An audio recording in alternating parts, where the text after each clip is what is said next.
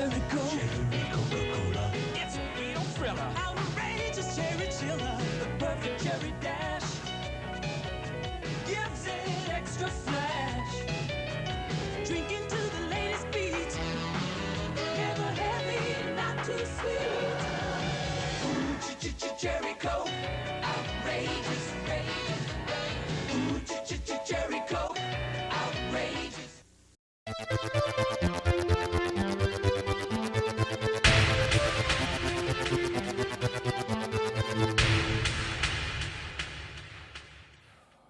Hi there guys, it's Adam Martyn here, and welcome to this week's edition of the Sunday Catch-Up. We've reached number 10!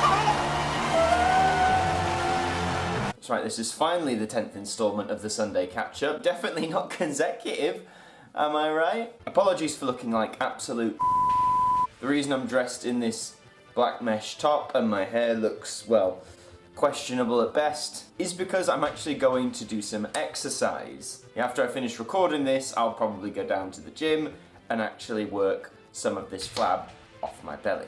But anyway, you just don't need to know about that. You've come for all the regulars, so let's get right into the regular segments. In work.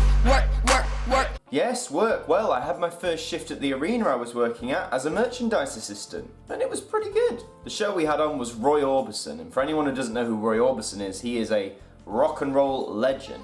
He sadly passed away in 1988, however, this was one of those shows where they've perfected the use of a hologram. And to be honest, when I put my head in to have a look, it was pretty lifelike. Personally, I'm not sure how I feel about the whole hologram usage. I mean, I remember when they did one of MJ for a performance of some kind, I can't remember what awards, and I don't know, like it's a nice novelty, but I don't think it should be like the new staple just to keep doing it for artists who are deceased. It was a nice shift, got a lay of the arena, lay of the job in hand, and yeah, I had a fun time. But when I wasn't doing that, I was back at the theatre, and the show we had on this week was Hairspray. Now, Hairspray to me personally is, I've never really gotten into Hairspray. I've always just thought it's a sort of, you know, it's a nice musical. It's not really that impactful. I know some people love it, it has its fans, and it's been doing really well at the theatre. We've had strong audiences, people have loved the reception. It's just not for me. But yeah, that'll be hanging around. I'm recording this on a Friday, not a Sunday. But yeah, that'll be around for a couple more days, and yeah, that has been work this week. I ain't never read that script, rehearsed the lines, or read my bit. Yeah, in terms of the acting stuff, I honestly can't remember if I said this last week, but in regards to the Romeo and Juliet job, I sadly did not get it, but that's fine because obviously that's why we audition. That is, we audition and we often don't get the role. If you can't cope with rejection, I often think you're in the wrong business. What else is happening acting-wise? Oh, I keep applying to be an extra for various things, like there's a War of the Worlds TV shoot happening now, Peaky Blinders was here recently. So yeah, that's a little side venture. Oh, this coming Sunday, the day when you'll actually see this, I'll have gone to an audition for a theatre company across the water here in Liverpool on the Wirral. I'm not too clued up on what the project is yet, I'll find that out at the audition, so that's something I'll probably report on in next week's Sunday Catch-Up.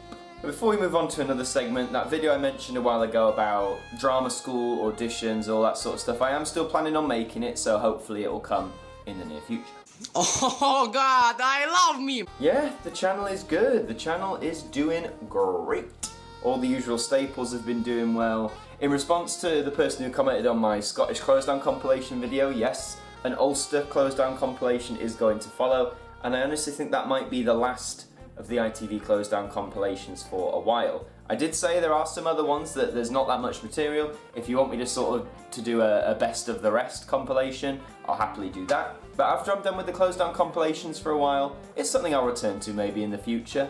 But I do want to keep making some ident-based content because I know you guys like it, so keep your eyes peeled for that. Also, the Millionaire trailer review's gone down really well. Thank you to everyone who's watched that, and please do watch it if you haven't already. I am honestly quite excited to see how the new show is, and obviously me and Lauren will be getting a first-hand look as audience members, so if I'm able to disclose anything about it, I'll relay it to you guys, but you must understand, obviously, with things like this, there may be agreements where I can't say a single thing until the episode airs, so my reaction might be at the same time as your reaction.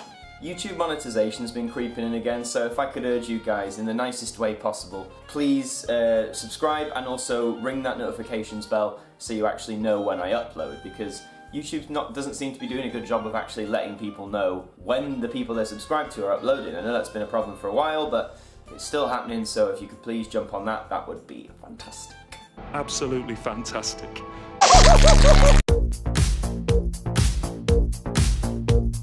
Right, this week's topic on Not the News. So, in case you're living under a rock, there's a little film called Avengers Infinity War that will debut middle of next week in this country, and I'm pretty damn excited. Me and Lauren have our tickets for the midnight release, so that'll be pretty boss to see it in all its big screen glory. It's something we've all waited about 10 years for now. The only thing I will urge everyone to do is avoid the spoilers. All I've watched so far for Infinity War has been the 2 official trailers that Marvel themselves have put out, and that's it.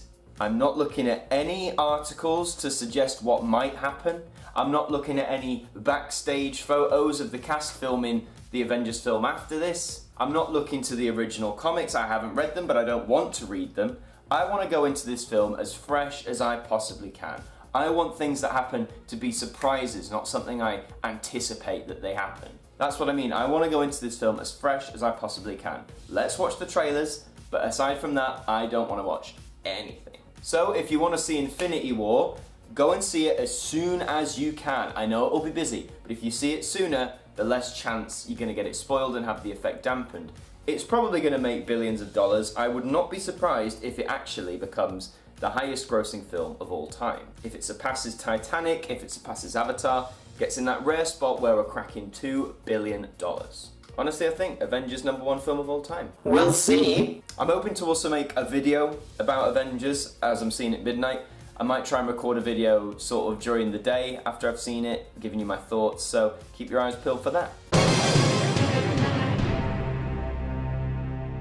Okay, it's Q&A time on the Sunday catch-up, and I actually have questions for you all, so thank you to everyone who commented. Let's go through them one by one. Belturge asks, do you like the new Who Wants to Be a Millionaire trailer? Well, if you want my thoughts on the new trailer, go and check out this video I made reviewing the trailer.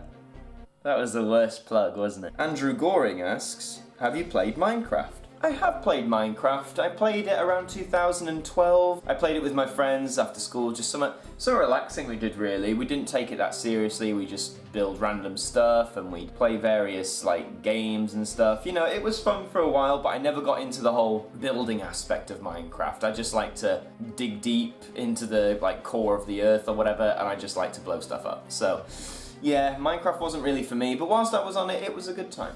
Luke Sheppy asks, are you excited about the Millionaire revival next month? I am very excited. Again, point to the trailer review, but yes, I'm actually very excited. I can't wait to see it in the studio myself and see how they do things. And then I can't wait to watch it on the telly and spot myself in the audience. I'm not vain whatsoever. But no, I'm hoping there are some new twists and turns. I'm hoping, as I said, they keep maybe a lot of the original format. They're probably not going to implement any of the changes I suggested. And if they do, ITV, I'm coming after you, because I sent you that pitch 2 years ago, and just so you know, I know you said you weren't going to steal it, but if you do, just be warned. Very excited, we'll be watching. Diaz3MB says, I have a question.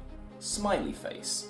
Since we are entering 2008, I'm going to take it you meant 2018. Since we are entering 2018, what do you think we can expect this year for some new Michael Jackson content?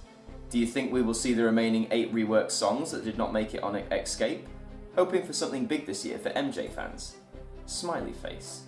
Well, I'm starting to lose hope as the years go on, to be honest. I feel with the 8 reworked songs that didn't make Escape, if they were going to do it, I'd like to think they would have done it by now. Escape this year will be 4 years ago. It nearly is 4 years ago when that came out. They messed us around with Dangerous 25. You'd think that would have come out in November 2016. That never happened. I made a video on that. You should go and check that out as well. I'm not too sure, like, Scream was okay, I guess, in the end. It was a neat little compilation, but we all want the, you know, original stuff that hasn't been released. So if they do it, if the estate or Sony or whoever decide to do it, I just hope whatever they release is a really nice detailed package. I'd like to say we're expecting some new stuff, but if it doesn't, then it'll just be a long list of disappointments that Sony and the estate have not handled Michael's music very well. The Original Being asks, have you ever read the Doctor Who Virgin New Adventures and Missing Adventures from 1991 to 1997? If not, give them a read. They're very interesting if you're a fan. Only if you can find them. Smiley face.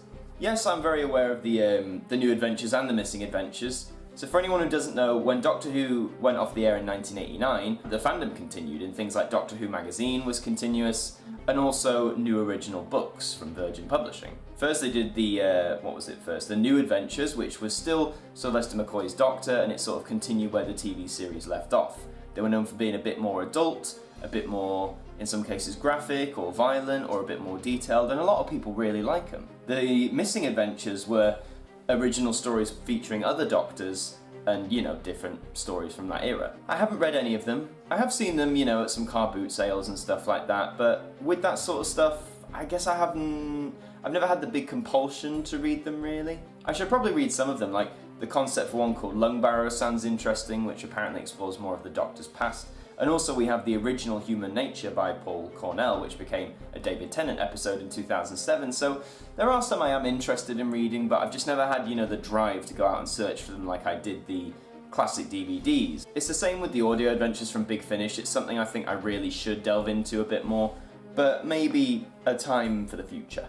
Joe W97 asks, aside from Who Wants to Be a Millionaire, what other quiz shows do you enjoy?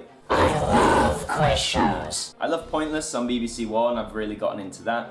The Chase, I've warmed to over time. I never used to like it, but the more I've seen it, the more I can sort of get into it. And of course, Bradley Walsh is going to be the new Doctor Who companion, or one of them, so that's pretty cool. I used to love The Weakest Link as well. When I would come home from school around dinner time, it would always be on, and I kind of liked the fact Anne Robinson was really cold and all that sort of stuff, and that was a fun show. I also liked some of the lottery ones they did. In It to Win It with Dale Winton, who sadly this week passed away, so rest in peace to him. I thought he was, you know, he was a fun host, always had a lot of energy, and it's a shame he died so young, about 62 as well, way too young to go.